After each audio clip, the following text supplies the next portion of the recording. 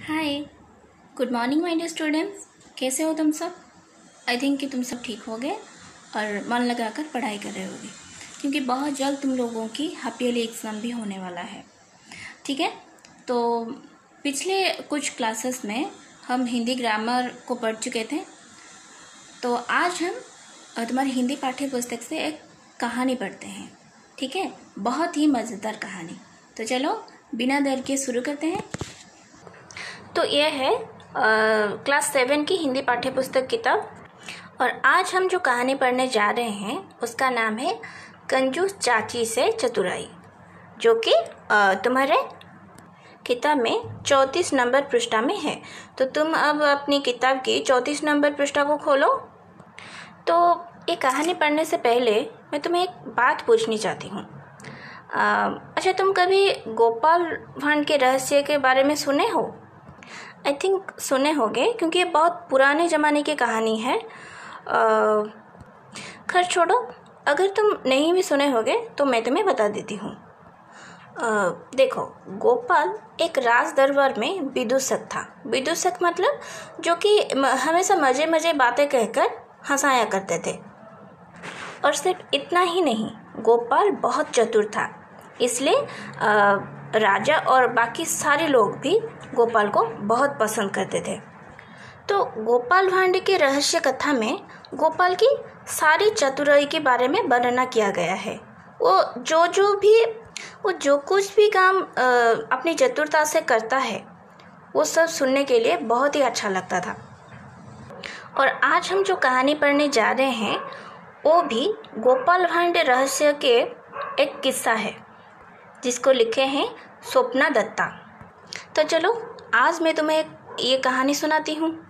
देखो, ये कहानी अगर मैं तुम्हें पूरी पढ़ के सुनाऊंगी तो वीडियो बहुत लंबा हो जाएगा, इसीलिए मैं इस कहानी का सारांश तुम्हें बता देती हूँ। तुम खुद पढ़कर उसे समझने के लिए कोशिश करना, ठीक है? तो चलो शुरू करते हैं। देखो, कृष्णनगर नाम का एक राज्य था, जहाँ एक अधेड़ आयु की एक विधवा रहती थी। अधेड़ आयु मतलब मध्यवयस्क, मतलब जिनका उम्र ज़्यादा नहीं या फिर कम भी नहीं, मध्यवयस्क की एक औरत रहती थी, जो कि एक विधवा भी थी। जब उसका पति मरा था, उसके लिए बहुत सारी धन संपत्ति छोड़कर ही मरा था, इसलिए उस विधवा के पास धन की कोई कमी नहीं थी। वो बहुत ही अमीर थी, लेकिन इतने अमीर होने के बावजूद भी वो बहुत फटे पुराने कपड़े पहनती थी और खाना पीने में भी ज़्यादा पैसा खर्च नहीं करती थी। बस रूखा सूखा खाया और पेट भर लिया, और ना ही किसी भिखारी को भीख देती थी। उल्टे उनको दरवाजे से ही गाली देकर भगा देती थी। और दान धर्म की तो बात ही ना करो, किसी भी साधु सन्यासी को देकर वो कुछ भी दान धर्म नहीं करती थी, क्योंकि वो बहुत ही कंजूस थी। इसीलिए नगरवासियों ने उनका नाम कंजूस चाची रखा हुआ था। तो उसी कृष्णनगर राज्य के राज दरबार में गोपाल भी विदूषक का काम करता था, इसीलिए वो हर दिन राज दरबार को जाता था। एक दिन क्या हुआ, एक दिन गोपाल राज दरबार को जाते जाते देखा कि कुछ लोगों की भीड़ जमा हुआ है, और वहाँ जाकर वो देखा कि वो लोग कंजूस चाची के बारे में ही बात कर रहे थे। तो जब वो लोग गोपाल को देखे तो वो सब जाकर गोपाल को घेर गए। सारे लोग गोपाल को घेर कर खड़े हो गए, और उनमें से एक गोपाल से कहा, अरे गोपाल, तुम तो राजा के सर्वश्रेष्ठ विदूषक हो, और हम ये भी सुने हैं कि तुम्हारी बुद्धि बहुत तेज है। तुमने तो कई बार असंभव कार्य भी कर दिखाए हो, लेकिन हम तुम्हारे बुद्धि को तब मानेंगे जब तुम हमारा एक काम कर दोगे। ऐसा एक व्यक्ति ने गोपाल से कहा। तो गोपाल ये सुनकर पूछा उनसे, अरे भाई, क्या काम है, बताओ तो सही। तो ये सुनकर और एक व्यक्ति ने बोला, अरे काम क्या है मैं बताता हूँ। हमारे यहाँ जो कंजूस चाची है, अगर तुम किसी दिन उसके घर एक भोजन करके दिखा दो तो हम तुम्हें मान जाएंगे, क्योंकि कंजूस चाची किसी को भी खाने के लिए नहीं देता था, और इसीलिए उन सारी लोगों ने गोपाल से ये शर्त लगाई कि अगर तुम उस कंजूस चाची के घर एक दिन भोजन करके हमें दिखाओगे तो हम तुम्हारी बुद्धि को मान जाएंगे। तो ये सुनकर और एक व्यक्ति उनमें से कहा कि सिर्फ इतना ही नहीं, तुम अगर कंजूस चाची के घर एक दिन खाना खाकर हमें दिखाओगे तो उसके बाद हम सब भी मिलके तुमको बढ़िया खाना खिलाएंगे। लेकिन अगर तुम ये काम में असफल रहे या फिर मतलब तुम ये काम अगर नहीं कर पाए तो तुम्हें हम सबको भोजन कराना होगा। उन लोगों ने ऐसा शर्त रखा गोपाल से। तो ये सुनने के बाद गोपाल कहा, ठीक है, मुझे मंजूर है, तुम सब मेरे भोजन की व्यवस्था करके रखो, मैं जल्दी ही आकर तुम्हें खुशखबरी सुनाता हूँ। ये कहकर गोपाल राज दरबार जाने के बदले सीधे चला कंजूस चाची के घर और जाकर देखा कंजूस चाची अपनी बरामदे में खड़े होकर अपनी केस सुखा रही थी, क्योंकि उसी वक्त वो नहाकर ही आई थी। तो गोपाल ने क्या किया, सीधा जाकर उसके चरणों पर गिर पड़ा और बोला, परमात्मा का लाख लाख शुक्र है चाची कि तुम जीवित हो। ये सुनकर चाची चौंक उठी और चाची बोला कि अरे क्या हुआ गोपाल, तुम इतनी बदहवास क्यों हो? बदहवास मतलब घबराया हुआ, मतलब तुम इतने घबराए हुए क्यों आकर मेरे चरणों पर गिर पड़े? तब गोपाल ने कहा, चाची कल रात मैंने एक सपना देखा कि तुम भगवान की प्यारी हो गई हो, मतलब मर गई हो। लेकिन तुम्हें यहाँ जीवित पाकर मुझे कितनी खुशी मिल रही है ये मैं नहीं बता सकता। देखा गोपाल ने क्या कहा। तो गोपाल से ये बात सुनकर चाची कहती है, अरे बकवास बंद करो गोपाल, अपनी मूर्खता छोड़ो, तुम देख नहीं पा रहे हो, मैं पूरी तरह से स्वस्थ तुम्हारे सामने ही खड़ी हूँ। ये बात सुनकर गोपाल थोड़ा मुस्कुरा दिया और चाची के रसोई घर की ओर निगाहें डाली, मतलब रसोई घर की तरफ देखा और कुछ सूंघने के लिए कोशिश किया। तभी चाची ने टोका, अरे क्या देख रहे हो गोपाल, मैं तो अभी अभी नहा के आई हूँ और तुम मेरे रसोई घर की तरफ क्या झांक कर देख रहे हो? तुम बताओ कि तुम मुझे यहाँ किस मतलब से आए हो, मतलब तुम मेरे घर को यहाँ किस मतलब से आए हो, पहले तुम मुझे वो बताओ। चाची ने ऐसा कहा।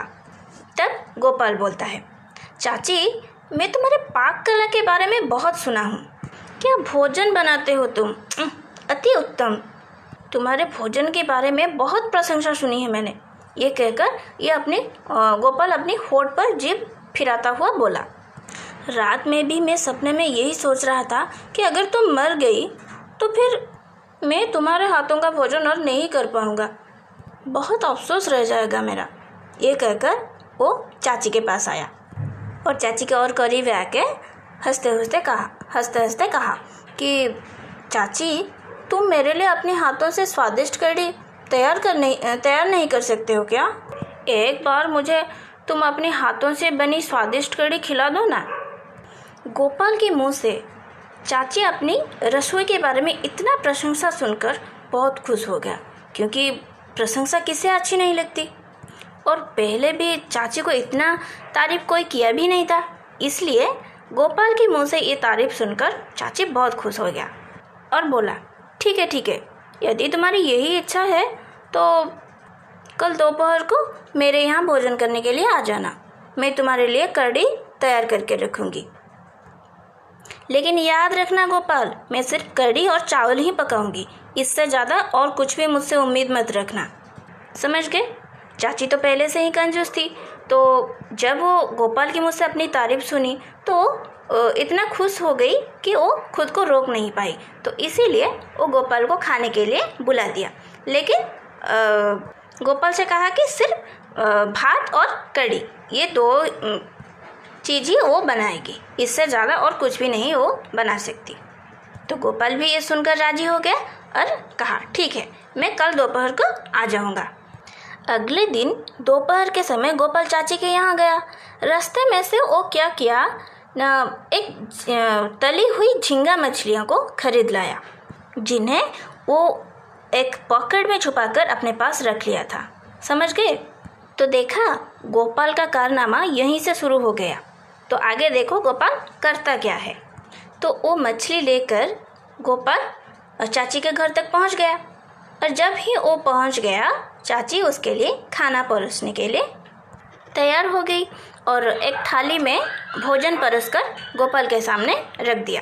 तो उसके बाद क्या किया चाची ने कि गोपाल के लिए पानी लाने के लिए बाहर चले गई। तो जब ही चाची वहाँ से चली गई तो गोपाल को मौका मिल गया अपना काम करने के लिए। तो गोपाल ने क्या किया कि अपने पास जो पकड़ में मछलियाँ छुपाकर वो रखा था, उसको खोल के कड़ी के डोंगे में सारी मछलियों को डाल दी। फिर बड़े चटखरे के साथ कड़ी चावल खाने लगे। चटखरे मतलब बहुत प्रफुल्लित होकर, बहुत खुश होकर और वो कड़ी चावल खाने लगा। तो इसी वक्त चाची भी वहाँ पानी लाकर पहुँच जाती है और गोपाल से पूछती है, कैसी बनी है कड़ी? तो गोपाल कहता है, बहुत ही स्वादिष्ट चाची, तुम्हारे हाथों में तो जादू है। और कड़ी में पड़ी झींगा मछलियों को तो कहना ही क्या, अद्वितीय स्वाद है इनका, मतलब अद्भुत स्वाद है। सच कहता हूँ चाची, इतनी उम्दा मछली की कड़ी मैंने जीवन में पहली बार ही खाई है।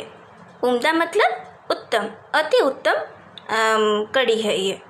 तो ये कहकर गोपाल चाची की मछली कड़ी की बहुत ही तारीफ किया, जबकि चाची मछली डाली ही नहीं थी कड़ी में, क्योंकि चाची तो शुद्ध शाकाहारी थी, वो मांस मछली नहीं खाती थी।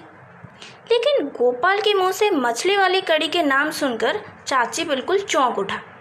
तो उसने गोपाल से कहा, क्या बकवास कर रहे हो गोपाल, मैं शुद्ध शाकाहारी हूँ, मैं तो मांस मछली नहीं खाती, और मेरे घर में ये मछली का क्या काम है? और तुम ये क्या बोल रहे हो मछली वाली कड़ी? मैं तो खुद ही मछली नहीं खाती, या फिर और मेरे घर में कभी मछली आती भी नहीं, और तुम कह रहे हो कि मैं मछली वाली कड़ी बनाई हूँ। ये क्या बात कर रहे हो तुम? पागल हो गए हो क्या? तो चाची चिल्लाते हुई ऐसा कहा। तो आज के लिए इतना ही, बाकी जितना रह गया हम नेक्स्ट क्लास में पढ़ेंगे। ठीक है, चलती हूँ, बाय।